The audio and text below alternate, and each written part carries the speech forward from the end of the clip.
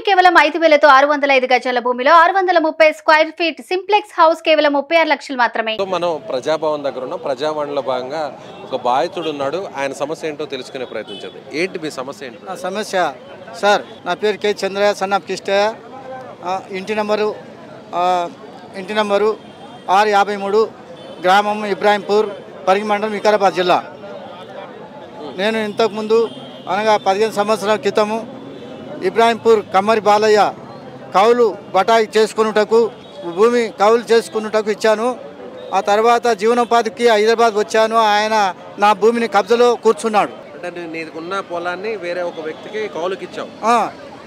ఇస్తే ఆయన కబ్జా చేసుకున్నాడు. ప్రస్తుతం కబ్జా చేశాడు. వదులుదడం లేదు, నా టంపి రావడం లేదు, నా వేలుముద్ర రావడం లేదు. అక్కడ ఎంఆర్తో లింకు చేసుకొని ఆయన కబ్జా చేసుకున్నాడు. ప్రస్తుతం ఆయన టీఆర్ఎస్లో సర్పంచ్గా ఉన్నారు. అయితే నన్ను అన్యాయం చేసిండు. అక్కడ ఉన్న వాళ్ళు కూడా స్థానికులు రెడ్డిలు కూడా నాకు సపోర్ట్ చేస్తలేరు, ఆయనకు సపోర్ట్ ఇస్తున్నారు. కాబట్టి నేను అనాథ అయిపోయినాను, నాకు బ్యాక్గ్రౌండ్ సపోర్ట్ లేదు. అయితే ఇక్కడ పికెట్ మారేడుపల్లి కూడా ఇల్లు కాలిపోయింది.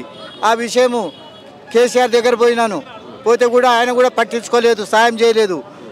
మరి ఇల్లు కాలిపోయిన సంగతి, భూమి పోయిన సంగతి, మరి నేను బల్కంపేటలో యాక్సిడెంట్ అయిన సంగతి రిపోర్ట్లు కూడా ఉన్నాయి నా దగ్గర.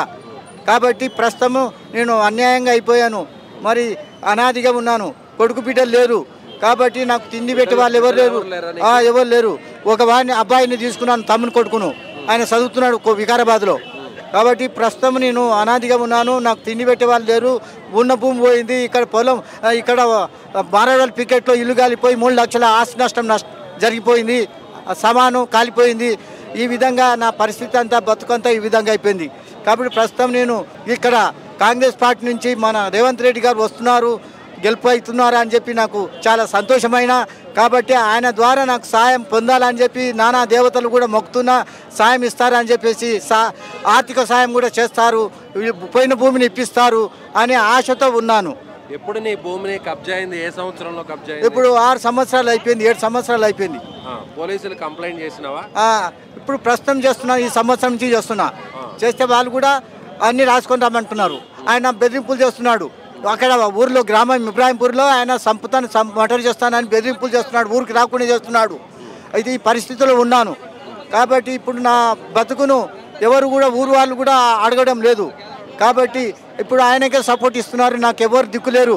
కాబట్టి మరి సాయం చేస్తున్నటువంటి మన రేవంత్ రెడ్డి గారు నాకు హెల్ప్ ఇస్తారని, ఆర్థిక సాయం కింద కానీ నాకు మళ్ళీ పోయిన భూమిని ఇప్పిస్తారని కానీ ఆశతో ఉన్నాను. ఇది ఒక వ్యక్తి అక్కడ స్థానికంగా ఉన్నటువంటి ఒక సర్పంచ్ తన 5 ఎకరాల భూమిని కౌలుకి తీసుకొని దాన్ని కబ్జా చేశాడు. అదేవిధంగా తన ఇల్లు కూడా అగ్ని ప్రమాదంలో కాలిపోయిందని చెప్పి ఈ పెద్ద ఆయన చెప్తున్నారు. ఖచ్చితంగా కాంగ్రెస్ ప్రభుత్వం వచ్చిన తర్వాత తనకు సాయం జరుగుతున్నటువంటి నమ్మకంతోనే, నేరుగా రేవంత్ రెడ్డి మీద ఉన్న నమ్మకంతో ప్రజాభవన్ దగ్గరకు వచ్చినట్టుగా ఆయన చెప్తున్నారు. కెమెరామెన్ నరేష్తో విజయ్, సుమన్ టీవీ, హైదరాబాద్ నుంచి.